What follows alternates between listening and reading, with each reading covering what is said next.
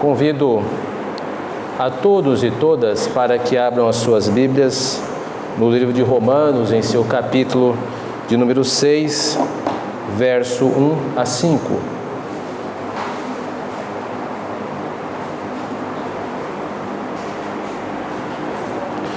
Romanos, em seu capítulo de número 6, verso 1 a 5.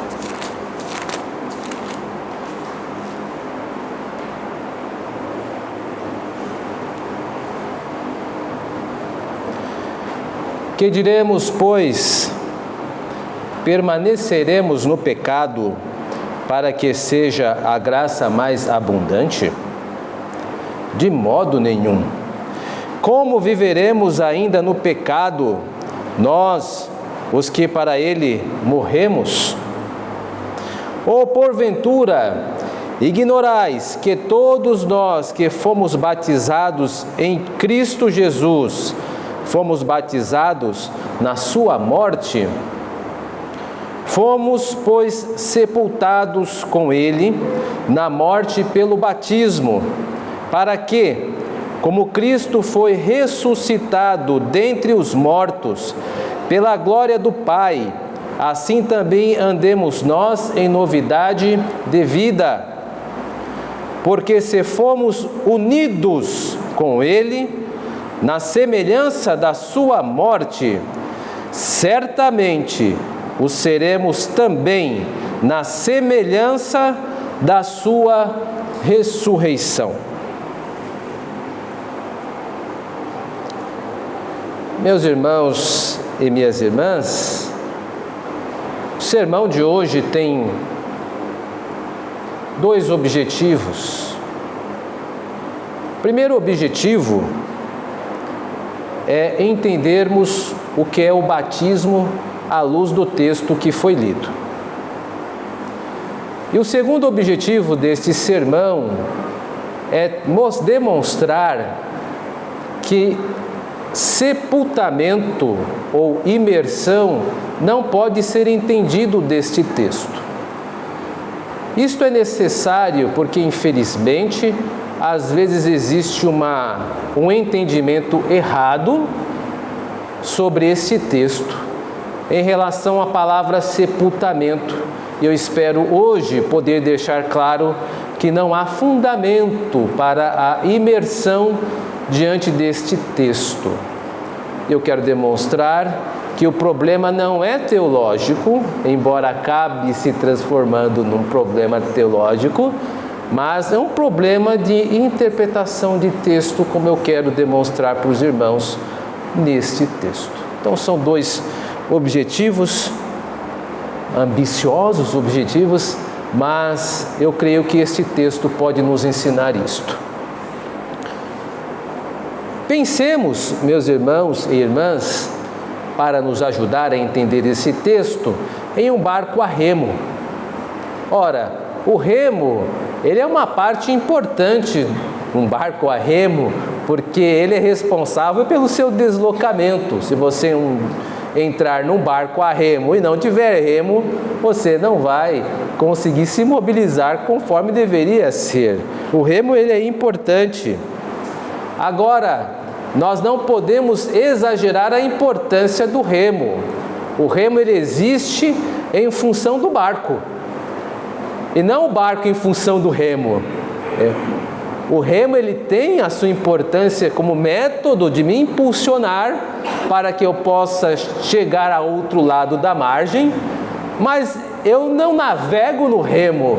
Eu utilizo os remos para que o barco se desloque. Os remos são feitos em função do barco e não o barco em função do remo. Eu espero estar sendo muito claro aqui.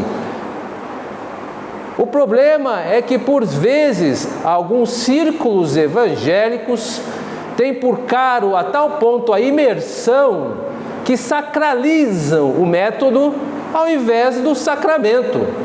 É o inverso, é transformar o remo em objeto de navegação ao invés do próprio barco. Não faz sentido algum. E esse texto ele acaba colocando tudo nos seus lugares corretos, de maneira natural. Eu digo isso porque recentemente, eu creio que muitos sabem, eu estava envolvido em alguns debates com alguns círculos evangélicos acerca do método, e este assunto é muito mal entendido e eu não posso deixar isso ficar mal entendido na igreja a qual sou responsável por pastorear. Então eu quero hoje deixar claro estas questões. E aí pode-se fazer uma pergunta: qual é o método correto do batismo? É a aspersão ou derramamento, comumente chamada efusão, ou é a imersão? Nós presbiterianos, e eu falo pelas presbiterianas também, acreditamos que é a aspersão, efusão ou derramamento. É o mais bíblico dos métodos de batismo, por vários motivos. Primeiro, pelo motivo simples de que isto era a prática do Antigo Testamento. Em casa, você com certeza, como uma pessoa inteligente, vai buscar o texto que vou citar. Em Êxodo, no capítulo 24, versos 6 a 8, está lá, posto que Moisés, ele está então fazendo o pacto com a nação de Israel, e ele coloca sangue em bacias e asperge tanto o povo quanto o livro. A aspersão fez parte do rito do pacto de Israel e Deus. Portanto, o método de aspersão está dado. Ninguém pode dizer que não é bíblico, está lá. Moisés aspergiu. Da mesma maneira, quando Deus quis demonstrar que se importava com a pureza espiritual da sua nação, ele utilizou o profeta Ezequiel para dizer, lá em Ezequiel 38, 25, que aspergiria água pura a fim de purificar a nação de Israel de todas as suas imundícias. Portanto, o método está dado. Ninguém pode dizer que não existe a aspersão na Bíblia. Assim também como nós podemos defender com muita tranquilidade o derramamento de água, que seria a efusão, método que os presbiterianos também utilizam. Por quê? Porque geralmente quando o Espírito Santo ele é assunto da Bíblia no que toca à vinda dele, Deus se utiliza da metáfora do derramamento da água. Por exemplo, em Atos, no capítulo 2, 17, está lá escrito assim: e acontecerá nos últimos dias, diz o Senhor, que derramarei, eu repito, derramarei o meu Espírito sobre toda a carne. Então Deus se utiliza do derramar como uma ilustração daquilo que fará com o Espírito Santo, segundo Joel, citado por Pedro em Atos 2. E que na verdade isto aconteceu porque todos nós, a Igreja de Cristo, possui o Espírito Santo. Também em Atos 10, 45, há um texto que diz assim: quando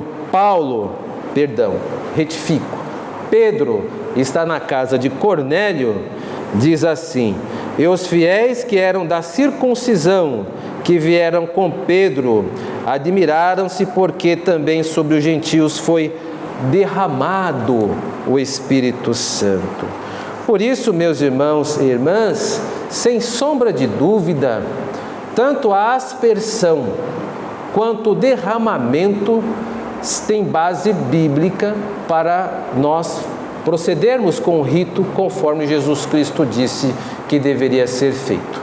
Agora fica uma pergunta que nenhum imersionista, ou aqueles que acreditam que é por imersão, pode responder.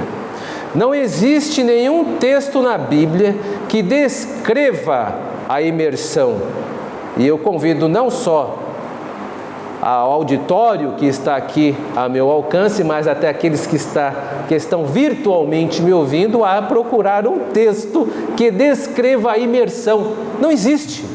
Quem defende a imersão irá utilizar-se da ideia de que a palavra batismo significa, etimologicamente falando, imersão, e isto não é verdade. Basta você fazer uma busca no Google da palavra batismo e você vai encontrar lá em Marcos, no capítulo 7, que os judeus batizavam, por exemplo, as camas. Como é que você vai submergir uma cama? Não tem condições.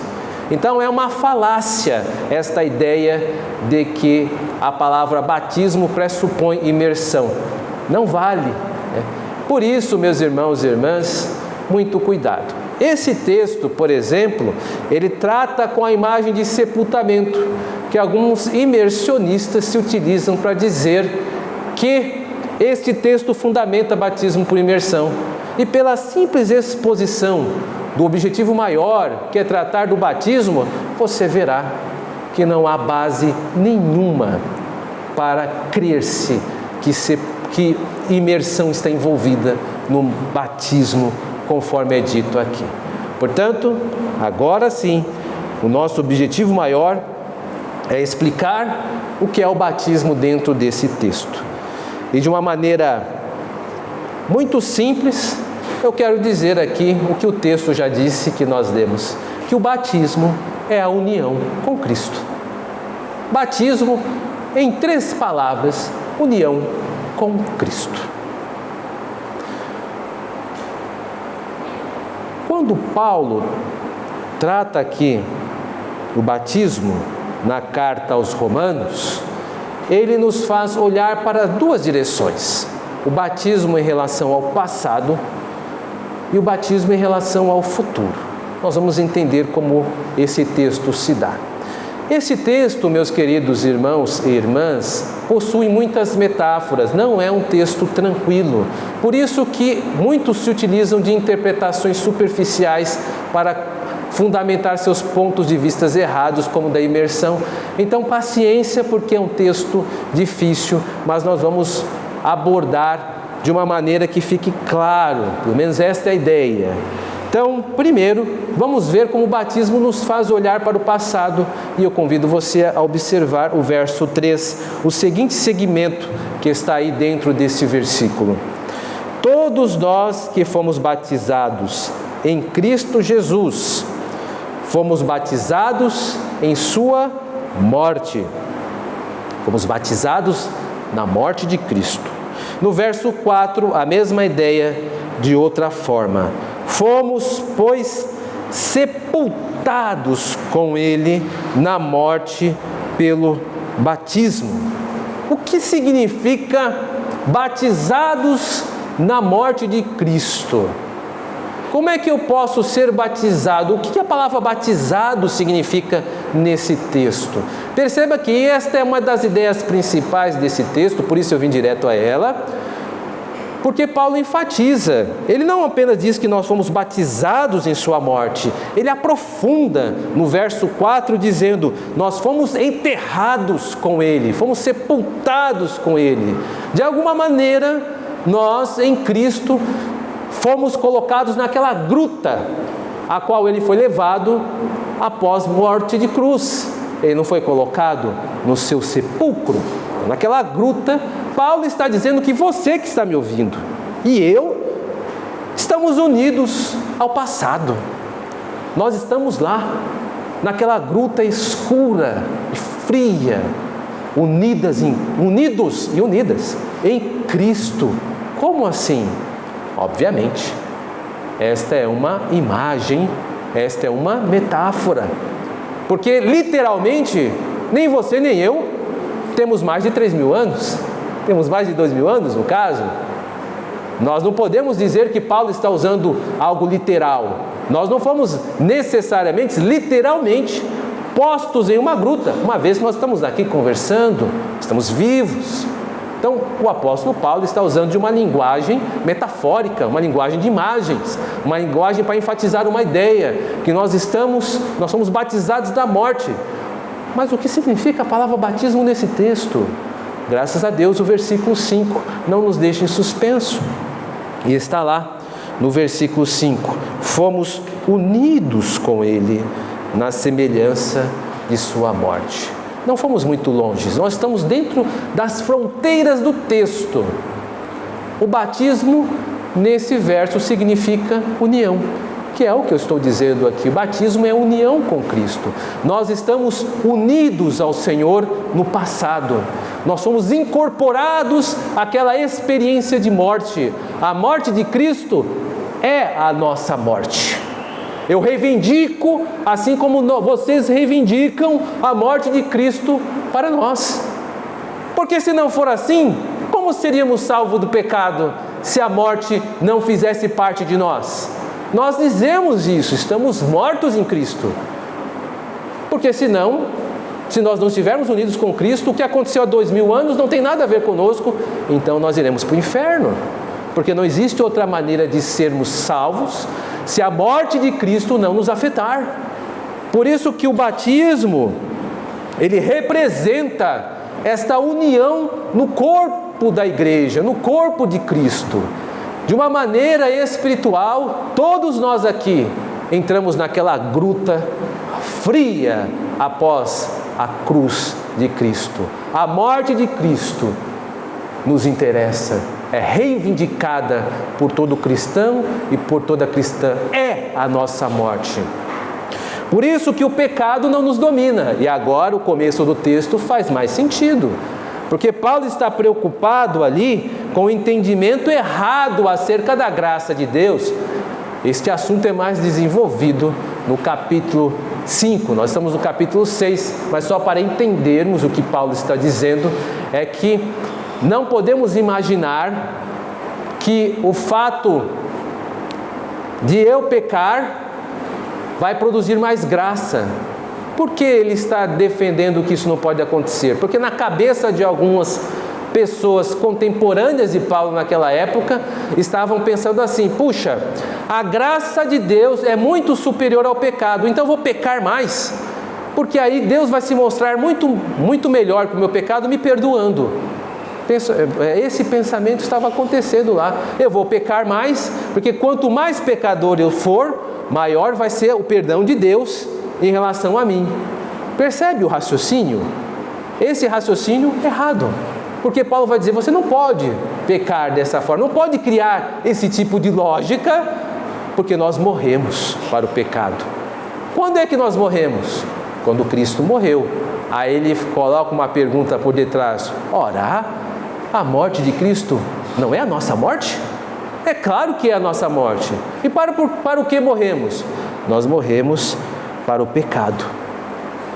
O pecado não tem domínio sobre nós, não deve ter domínio sobre nós. O domínio aqui, e há uma outra metáfora apresentada no texto, é que nós não servimos o pecado como um tipo de senhor. Ele não é o meu senhor, o meu feitor. Eu tenho outro senhor agora. Eu passei para um outro tipo de escravidão. Eu sou escravo e você é escrava de Cristo. Não é mesmo? Não é isso que o Senhor disse em Mateus capítulo 11? Tomai sobre vós o meu jugo e aprendei de mim, porque sou manso e humilde. Então, sobre os nossos ombros está o jugo de Cristo. Eu não tenho dois ombros, ou seja, dois lombos, né? Pensar em direita e esquerda. Mas eu digo, eu não tenho duas costas para ter dois tipos de jugo. Eu só tenho uma. Eu só posso ter um Senhor. Então, Paulo está recorrendo a uma imagem material, a uma imagem física, dizendo, você não tem dois corpos. Você não pode servir ao pecado e servir a Cristo. Você só pode servir um. E quem você tem que servir? Cristo. Por quê? Porque você só tem um jugo para carregar. Então ele pergunta, como é que você vai servir?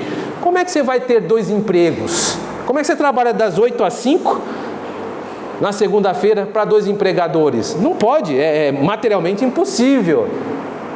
Você não pode estar em dois lugares ao mesmo tempo. Da mesma forma, você não pode servir a dois senhores. Você tem que servir apenas a Cristo. Então é impossível você servir ao pecado. Quero abrir um parênteses aqui, porque isso não quer dizer que nós não vamos pecar. nós somos pecadores também. Nós não somos escravos do pecado, há uma diferença. Há diferença. Por escravos do pecado quer dizer que o pecado nos domina como nosso Senhor, a qual nós devemos obediência. Não, não, não. O cristão, ele tem um Senhor, que é Jesus Cristo. Mas o pecado nos afetou a tal ponto que nós ainda somos pecadores, embora santos e santas de Deus. Nós ainda somos pecadores. Pecadores, mas santos. Este é nosso estado neste mundo. Nós fomos regenerados em Cristo. Por isso que Paulo irá tratar sobre a novidade de vida, mas nós ainda somos pecadores, ainda há em nós a grande batalha contra o pecado do dia a dia, mas em Cristo todos os nossos pecados foram cometidos ontem, hoje, e aqueles que ainda serão estão perdoados, porque a morte dele foi reivindicada por nós. Nós estamos unidos e a morte de Cristo nos protege contra o pecado. Portanto, meus irmãos e irmãs, ainda que nós sejamos pecadores e pecadoras, nós somos servos de Cristo, estamos unidos em Cristo e por isso nós somos reputados como filhos e filhas de Deus, adotados por Cristo. Nossa filiação, nós somos filhos de Deus derivados de Jesus Cristo. Ele é o grande Filho, unigênito do Pai.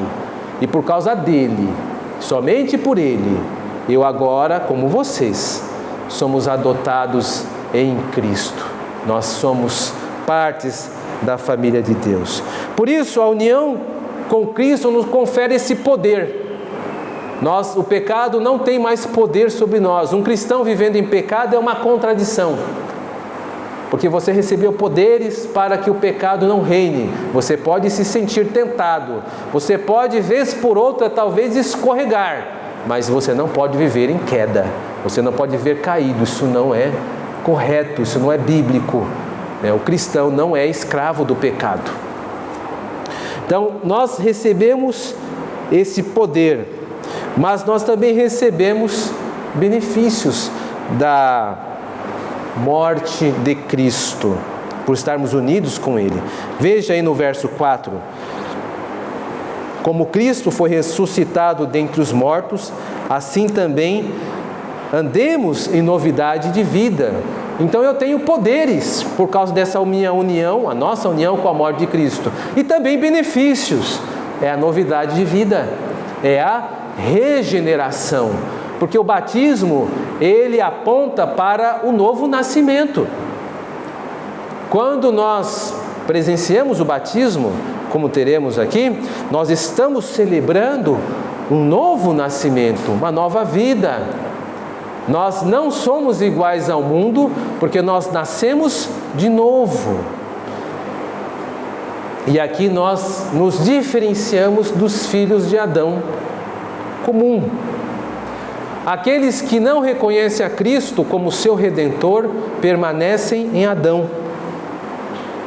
Agora, aqueles que reconhecem a Cristo como seu único mediador e salvador, eles são deslocados para um outro estado de ser diante de Deus. Nós nascemos de novo. Nós temos agora uma nova vida por meio do Espírito Santo, que o batismo representa a vinda do Espírito Santo. O batismo, ele é a representação de que houve um novo nascimento, por isso o elemento é a água, para mostrar que houve uma purificação dos nossos pecados e é uma inserção no corpo de Cristo, que é a igreja. Então nós estamos unidos em Jesus Cristo pela sua morte. O batismo de hoje é um evento que remete à glória de Cristo. É o Senhor Jesus Cristo que é exaltado nesta noite, porque nós estamos como seus discípulos e discípulas, fazendo o que Ele nos ordenou há mais de 2000 anos. Ide, portanto, em todo o mundo, fazer discípulos, batizando em nome do Pai, do Filho e do Espírito Santo. Ó Senhor Jesus Cristo, estamos obedecendo o teu mandato.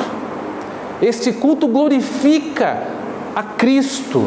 Este púlpito é o trono de Cristo, a qual o Senhor é glorificado nesta noite, porque a sua ordem está sendo estabelecida e todos nós, como uma multidão, estamos em torno de Cristo e Ele é exaltado entre nós aqui. Isso é tão deslumbrante que o autor de Hebreus diz que quando há um culto ao Senhor e o Senhor é entronizado, é como se o céu descesse, porque nós estamos trazendo as coisas celestiais para este plano. Então nós estamos diante de um momento muito único e ímpar para a igreja.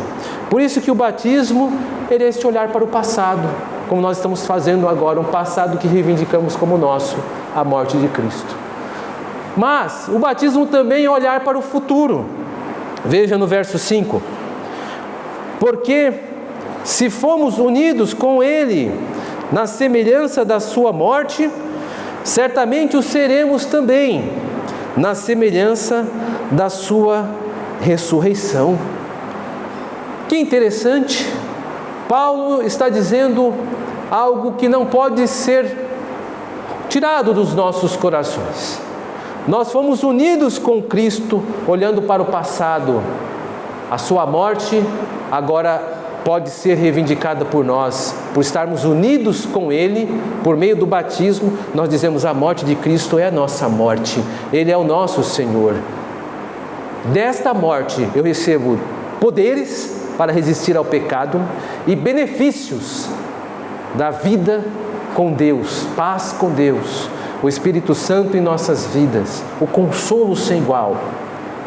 Só isso? Não. O batismo olha para o futuro também. Ele olha para a ressurreição. Tão certo como a morte de Cristo nos concede benefícios e poderes, também a união com Cristo nos confere a ressurreição certa, a qual todos nós experimentaremos. Então isso é olhar para a frente, para um futuro, porque a Igreja de Cristo afirma que nós não pertencemos a esta geração, que nossa vida não nos basta para este plano e que nosso Senhor há de ressuscitar os nossos corpos e unir com as nossas almas, depois que partirmos desta geração, se acaso o Senhor não voltar antes, e então teremos uma nova vida para com Deus, na restauração de todas as coisas. Há escatologia nesse texto. Nós olhamos para o futuro. O batismo olha para uma ressurreição, dizendo: fique certo, fiquem certas de que, assim como vocês receberam poderes e benefícios do passado na morte, vocês receberão benefícios e poderes na ressurreição futura. É o que o batismo está dizendo. Ele comunica esta certeza. Nós também seremos ressuscitados. E não é isto que a Bíblia afirma em outros textos. É o que ela diz ao chamar Jesus Cristo da primícia daqueles que dormem. Jesus Cristo foi o único ente que, morto, ressuscitou como nova criação de Deus. Ao mesmo tempo Deus e ao mesmo tempo homem, ao mesmo tempo Senhor, ao mesmo tempo teu irmão em humanidade. Que maravilhosa teologia e mistério nos apresenta o batismo. Talvez você esteja pensando: mas eu li a Bíblia e eu sei que algumas outras personagens, tanto no Antigo quanto no Novo Testamento, ressuscitaram. Ressuscitaram. Lázaro, por exemplo, é um deles. Mas Lázaro morreu. E sua alma partiu em Deus. Assim também como as outras pessoas que foram ressuscitadas por Cristo no Evangelho e também por alguns profetas no Antigo Testamento. Todas elas ressuscitaram, mas morreram. Cristo, Ele ressuscitou e não morreu, porque Ele venceu a morte na cruz do Calvário. Ele tomou o seu corpo e Ele está vivo. E para nós cristãos, então, no céu é um lugar onde habita Deus, onde os anjos têm acesso à face de Deus. Mas tem um homem lá, de carne como nós. Não exatamente agora como nós, porque ele passou desta fase, desta geração que nós pertencemos de carne corruptível. Ele é o primeiro dentre muitos e muitas. Então ele tem um corpo, como nós também teremos um corpo, parecido com o nosso, mas glorificado. É o corpo que todos nós teremos. E já tem alguém no céu lá, desta maneira. Então há Deus quanto Espírito, há anjos no céu, mas tem um homem lá, um representante da humanidade, e é Ele, este homem, que irá julgar vivos e mortos no último dia. Por isso o batismo, ele aponta para o futuro também. Há um texto que nos ajuda a ilustrar essa união, que é 1 Coríntios 10, verso 1 e 2, que fez parte da nossa liturgia, quando diz que os israelitas foram batizados por meio da nuvem e passando por dentro do mar em Moisés. O que isto quer dizer? Quer dizer que os israelitas estavam como que embutidos em Moisés, fizeram parte de um mesmo corpo. Moisés está sendo um tipo de mediador ali entre os israelitas, e eles estão unidos com um grupo só e experimentando aquelas experiências com os quais tinham que passar. Foram batizados em Moisés na travessia do mar e por receber proteção da nuvem que Deus havia mandado. Então eles estavam unidos, assim como nós estamos unidos em Cristo. E é esta união que permite que você reivindique diante de Deus a remissão dos pecados, porque o Senhor morreu por você. E também é esta união que garante que nós não teremos o céu por limite, que nós nos encontraremos com o Senhor com o corpo ressurreto e glorificado. Por isso, meus irmãos e irmãs, remontando aqui algumas perguntas iniciais, o batismo, ele é a união com Cristo. 3 palavras que nos bastam. Precisamos estar unidos com Cristo. E dentro desta exigência, há então uma evidência: nós não nos bastamos.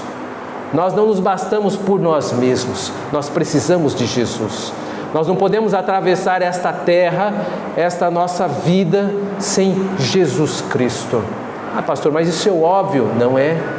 A nossa sociedade, a qual nós estamos inseridos, a nossa geração, que não possui Cristo como seu Redentor, quer nos convencer do contrário, quer que nós nos satisfaçamos com as benéfices desta vida. Por isso que a ideologia do individualismo tem ganhado tantos corações. O que importa é você. O que importa são seus sentimentos, seus pensamentos. É você que importa.